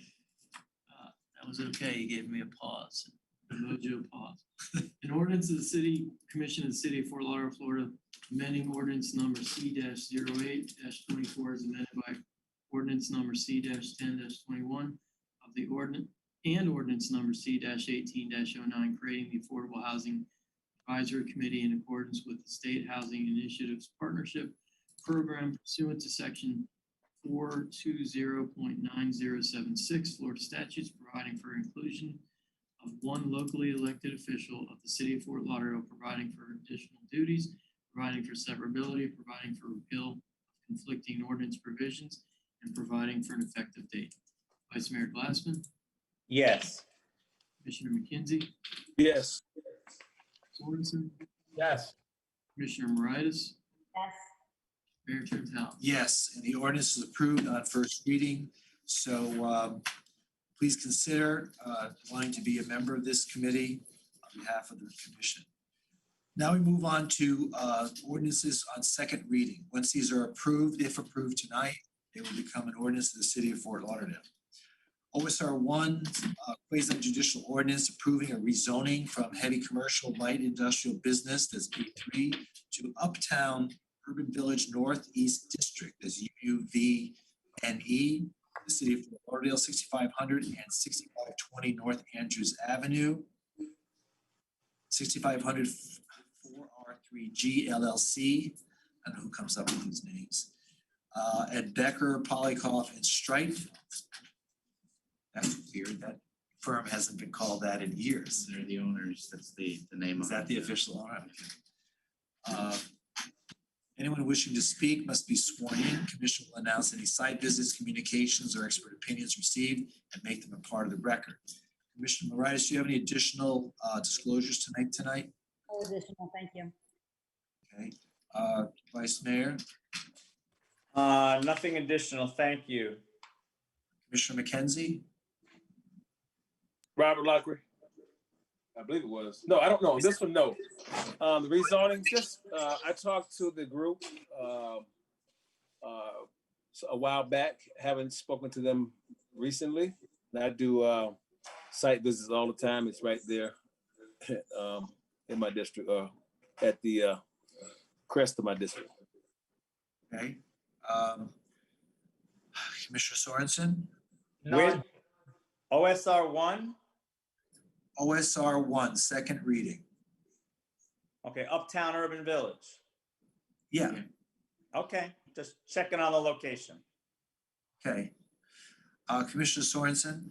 None. Any additional disclosures? None? Okay, and I have no additional disclosures. If there's no one has signed up to speak, if we have no one else is seeking to speak tonight, so would someone please move to close public hearing? Move. Do I hear moved and seconded? Please call the roll on closing public hearing. Vice Mayor Glassman, Yes. Commissioner McKenzie, Yes.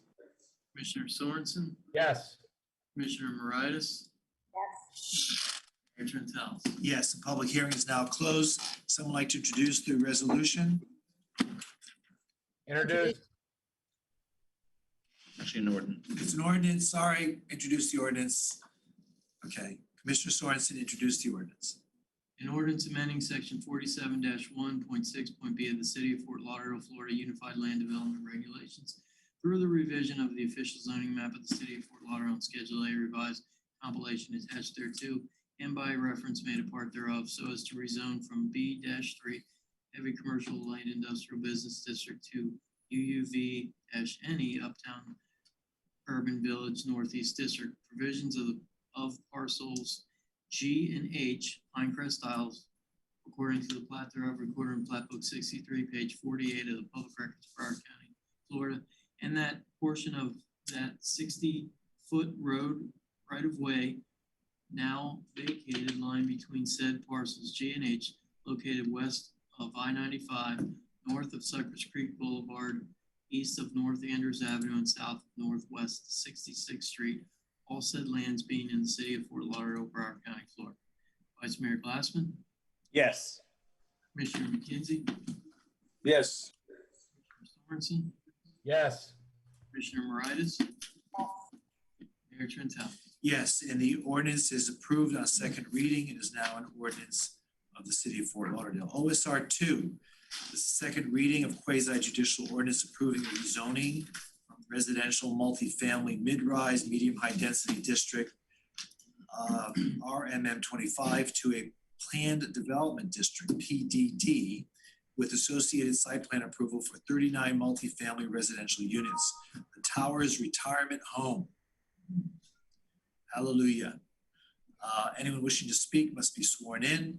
Commission will announce any site visits, communications, or expert opinions received and make them a part of the record.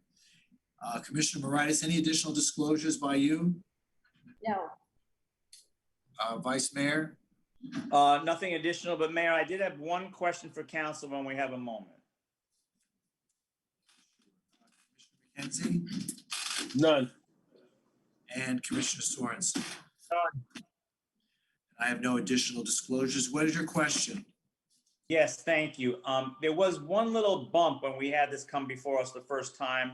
And also earlier, I had heard from some neighbors about co-location of a dumpster. And I was just wondering if that was all resolved with the neighboring property. Robert Lockery is here. Mr. Lockery, are you on the line? We're just getting him. Yep, he's there. Yes, I am. Yes, I am, Mayor, Vice Mayor, Commissioners. Yes, as the Vice Mayor indicated, we used the opportunity after the Planning and Zoning Board to work with our neighbors, the Caribbean Townhomes, directly to our west, and also with the District Commissioner. And we have come up with a plan to co-locate our dumpster together with the Caribbean Townhomes on the north side of the property, kind of basically on the property line at the northwest portion of our property.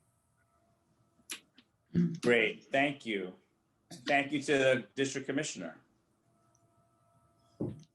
Any further questions? There be no one else who has signed up to speak. Would someone please move to close the public hearing? Moved. Second. So moved and seconded, please call the roll. Vice Mayor Glassman, Yes. Commissioner McKenzie, Yes. Commissioner Sorensen, Yes. Commissioner Moritas, Yes. Mayor Trentalles. Yes, public hearing is now closed. Someone like to introduce the ordinance? Introduced. It's been introduced by Commissioner Sorensen. Please call the roll. An ordinance amending section 47-1.6.b of the City of Fort Lauderdale, Florida Unified Land Development Regulations through the revision of the official zoning map of the City of Fort Lauderdale and Schedule A revised compilation attached thereto and by reference made a part thereof so as to rezone from RMM 25 residential multifamily mid-rise medium-high density district to PDD Plan Development Districts, lots 1, 2, 3, and 4, Block 8, Beverly Heights, according to the plat thereof recorded in Plat Book 1, page 30 of the Public Records of Broward County, Florida, located west of Southeast 9th Avenue, north of Southeast 2nd Court, east of Southeast 8th Avenue, and south of Southeast 2nd Street. All said lands being in the City of Fort Lauderdale, Broward County, Florida. Vice Mayor Glassman, Yes. Commissioner McKenzie, Commissioner McKenzie? Yes. Commissioner Sorensen, Yes. Commissioner Moritas, Yes. Mayor Trentalles. Yes, and the ordinance is now approved on second reading. OSR 3, second reading, quasi judicial ordinance approving a rezoning from general industrial to Northwest Regional Activity Center Mixed Use East District, known as blocks 324/325, located north of Northwest 6th Street, east of Northwest 7th Avenue, south of Northwest 7th Street and west of Northwest 5th Avenue, Sunshine Shipyard LLC. Anyone wishing to speak must be sworn in. Commissioner will announce any site visits, communications, or expert opinions received and make them a part of the record. Commissioner Morais, do you have any additional disclosures to make? No, none additional. Vice Mayor, No additional.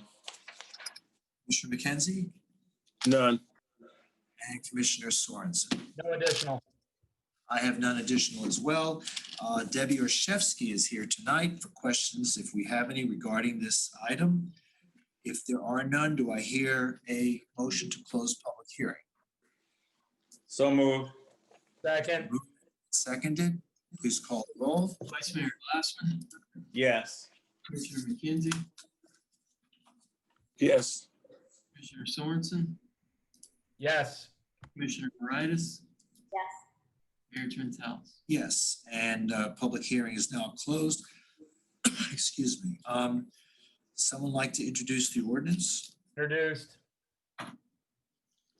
An ordinance amending section 47-1.6.b of the City of Fort Lauderdale, Florida Unified Land Development Regulations through the revision of the official zoning map of the City of Fort Lauderdale on Schedule A revised compilation attached thereto and by reference made a part thereof, so as to rezone from General Industrial District to Northwest Regional Activity Center Mixed Use East District portions of blocks 324 and 325 Progresso according to the plat thereof recorded in plat 2, page 18. Of the public records of Dade County, Florida, located west of Northwest 6th Avenue, north of Northwest 6th Street, east of Northwest 7th Avenue, and south of Northwest 7th Street, all said lands being in the City of Fort Lauderdale, Broward County, Florida. Vice Mayor Glassman, Yes. Commissioner McKenzie, Yes. Commissioner Sorensen, Yes. Commissioner Moritas, Yes. Mayor Trentalis. Yes, and the ordinance is approved on second reading.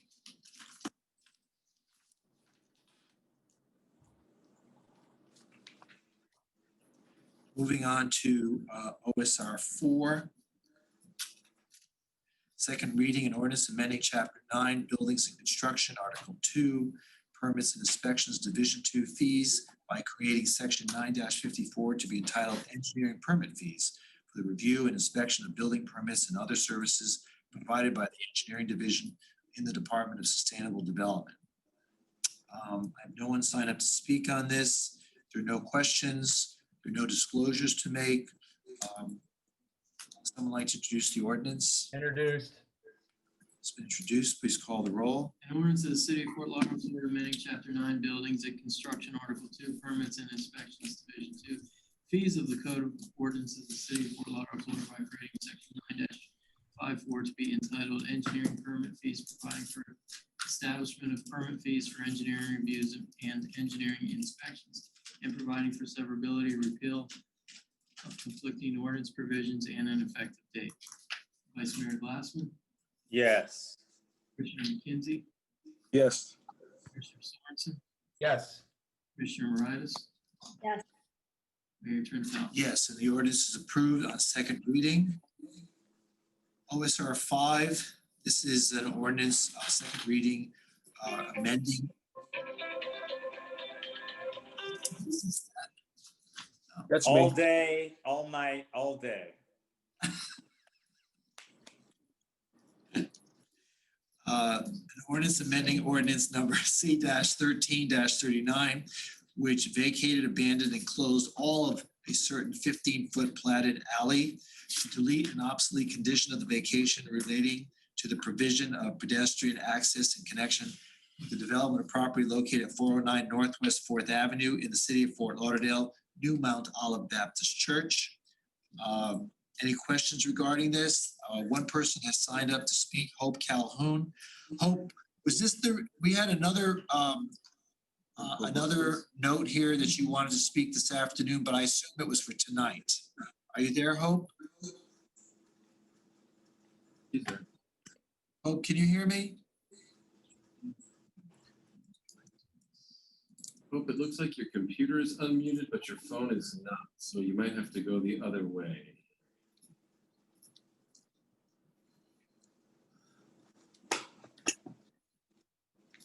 Hope, Can you hear me?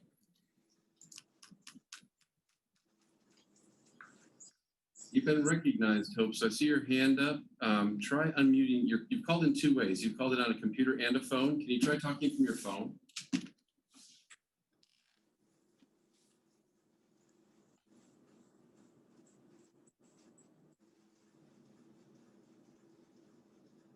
All right. She's a woman of few words. Well, she's just staying on mute. Both, she tried to I unmute. think she's just there for questions only, but I do want to make a correction.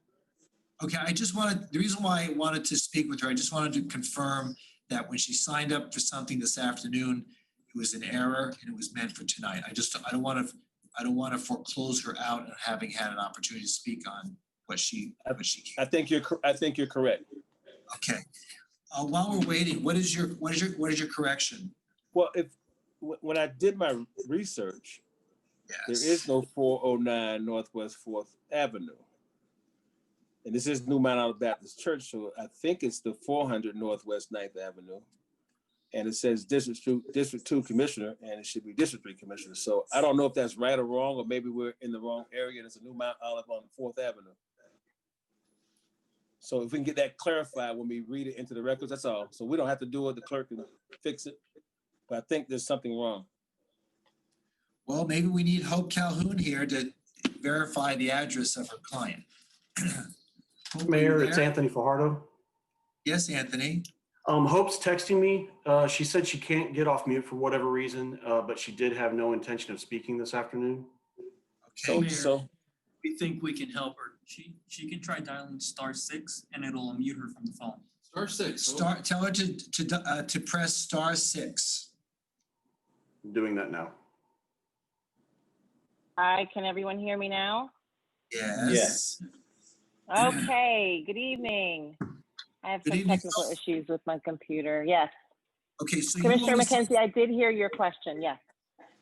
okay. So what is the address?